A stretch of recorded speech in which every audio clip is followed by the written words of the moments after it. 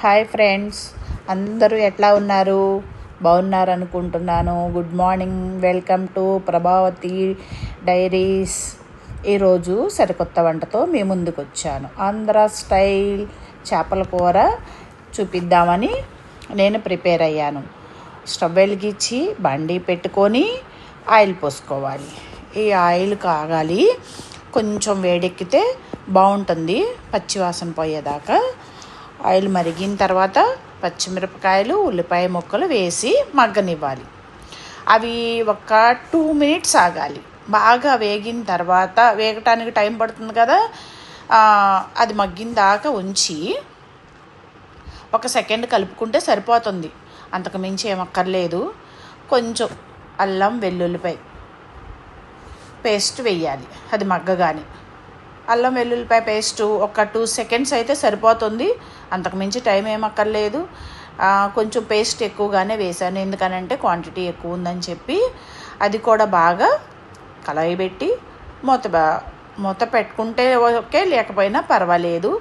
అన్నీ కూడా ఫ్రెష్గా తయారు చేసుకోండి. ఎప్పటికప్పుడు ఫ్రెష్గా తయారు చేస్తే చాలా బాగుంటాయి. మనం నిలవ పెట్టుకొని పేస్ట్లు అవన్నీ వేసుకుంటే కంటే మనం ఫ్రెష్గా అప్పటికప్పుడు నూరుకొని వేసుకుంటే బాగుంటుంది. తర్వాత టమాటా ముక్కలు కూడా వేసి ఒక్కసారి కలిపి మూత పెట్టుకోవాలి. మూత పెడితే తొందరగా మగ్గిపోతుంది. ఆ మగ్గిన తర్వాత, టమాటాలు కూడా బాగా మగ్గిన తర్వాత 2 minutes అయిపోయిన తర్వాత మూత చక్కగా తీసేసి దాన్ని ఇంకొకసారి కలిపి, ఆయిల్ పైకి తేలుతుంది అని అనుకున్నటప్పుడు తీసేసి దానికి ఉప్పు, కారం, పసుపు, ధనియాల పౌడర్, జీరా పౌడర్ అన్నీ వేసి కొంత వాటర్ కూడా పోయాలి.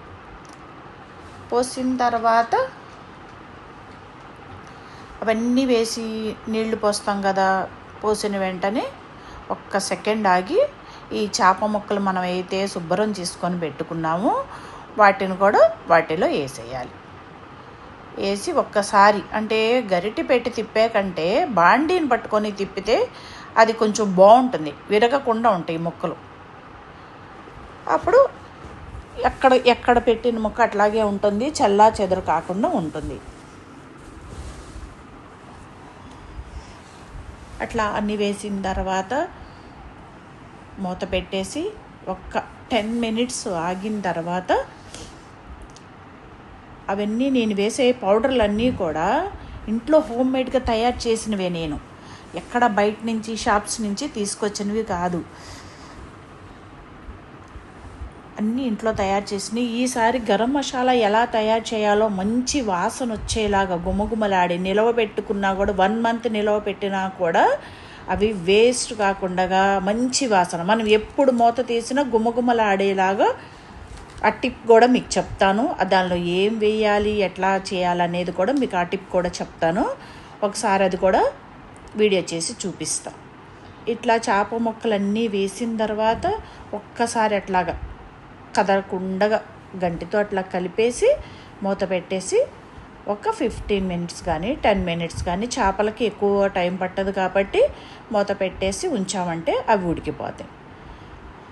అది టైం చూసుకొని వెంటనే అది తీసిన తర్వాత దాంట్లో కాస్త కొత్తిమీర వేసుకొని దించుకుంటే గుమ్మగుమ్మలాడే ఆంధ్ర స్టైల్ చేపల కూర రెడీ.